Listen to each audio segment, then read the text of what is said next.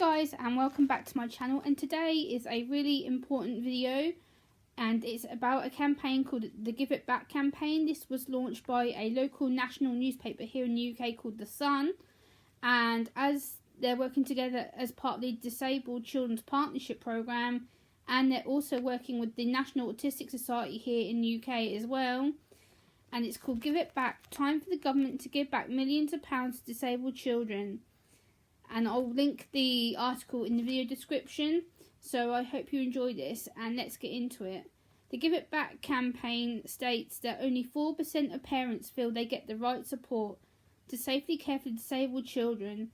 The Disabled Children's Partnership asks the government to give it back, #GiveItBack. Today, as part of the Disabled Children's Partnership, we are calling on the government to return the funding that has been cut for services for disabled children and their families within England.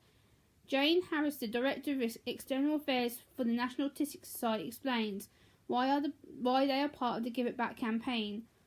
£434 million worth of care and support a year is owed to disabled children. We are asking on the government to give it back so that children can live their best lives. Every day, the National Autistic Society is hearing about children and their families not getting the basic support from the local councils. Too many families, as a result, are left without advice and information about how to help their children. Today's campaign highlights the distress caused to all disabled children and their families by the lack of support from councils, including autistic children. A new survey has found that almost 3,500 families with disabled children had found that only 4% of parent carers felt that they had the right support. More than 54% of parents or parent carers have been to the GP for depression, anxiety, including suicidal thoughts.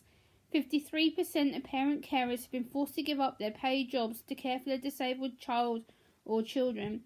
40% of parent carers or parents have experienced relationship breakdown with a partner since diagnosis. 64% of these say a lack of support had a significant impact. More than a third, 37% of parents and carers say the disabled child has missed school or college because services and support is not available.